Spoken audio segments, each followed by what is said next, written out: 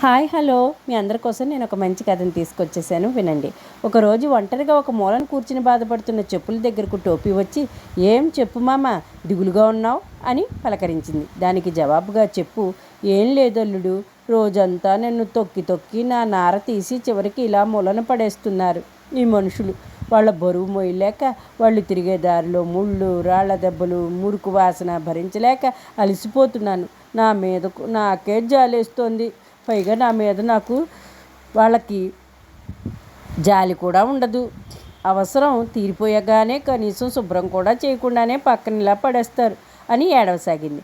చెప్పు వేదన విని టోపు కళ్ళల్లో నీళ్లు చిమ్ముకున్నాయి. నా బాధ ఎవరితో చెప్పుకోను మా అమ్మ. నన్ను ఎండలో మార్చేసి వర్షంలో తడిపేసి నాలో తేజస్సు మొత్తం హరించేస్తున్నారు. అవసరం తీరాక నన్ను కూడా ఏదో ఒక మూలన పడేస్తున్నారు. అవసరం ఉన్నంత వరకే మనం ఉపయోగం, తర్వాత మనల్ని పట్టించుకునే నాథుడే ఉండడు అంటూ వాపోయింది టోపీ. వీళ్ళ సంభాషణ మధ్యలో బట్టలు వచ్చాయి. మీ పని పర్వాలేదు, కానీ మాకు మరీ నరకం. ఎండ వాన చలి అని తేడా లేకుండా రోజంతా పనిచేస్తాం. దుమ్ము ధూళి చెమట వాసన భరించలేకపోతున్నాం. కాస్త రంగు మారితే మమ్మల్ని పక్కన పడేస్తున్నారు అంటూ బోరున కన్నీరు కార్చాయి. చెప్పు, టోపీ, బట్టలు వేదనభరితమైన సంభాషణకును పక్క నుండి వింటున్న బంగారం వారందరినీ పిలిచింది. మీరంతా పిచ్చివాళ్ళల్లా ఆలోచించకండి.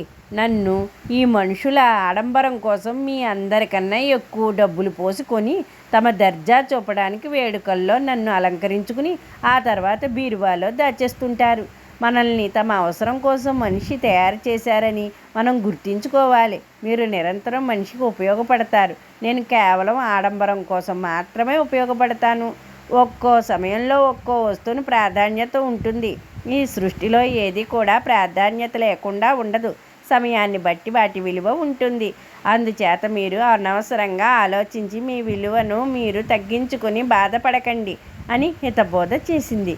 ఆ మాటలు విన్న మిగతా వస్తువులు వాటి విలువ తగ్గలేదని తెలుసుకుని బంగారానికి కృతజ్ఞతలు తెలియజేస్తూ ఆనందంగా సేదతీరాయి. అదేవిధంగా ఈ సృష్టిలో మనిషి కూడా ఏదో ఒక సమయంలో తన విలువ కాపాడుకోవడానికి ప్రయత్నిస్తూ ఎదుటివారికి బాధ పెడుతూ ఉంటారు. ఈ భూమిపై పుట్టిన ప్రతి జీవరాశికి ఒక ప్రాధాన్యత ఉంటుంది. అది మనతో పాటు ఎదుటి వారికి కూడా ఉపయోగపడుతుంది. ఈ విషయాన్ని మనమంతా గుర్తించి ఆనందంగా జీవిద్దాం. అందరికీ ఆనందాన్ని పంచుదాం. ఇతరులను గౌరవిద్దాం. ముందడుగు వేస్తేనే ఆరోగ్యవంతమైన సమాజ నిర్మాణం జరుగుతుంది. ఈ కథ కనుక నచ్చినట్లయితే లైక్ చేయండి, షేర్ చేయండి. సబ్స్క్రైబ్ చేసుకోని వాళ్ళు ఉంటే సబ్స్క్రైబ్ చేసుకోండి. పక్కనే ఉన్న బెల్ బటన్ని మ్రోగించండి. మరిన్ని మంచి కథలు మీ ముందుకు తీసుకొస్తాను.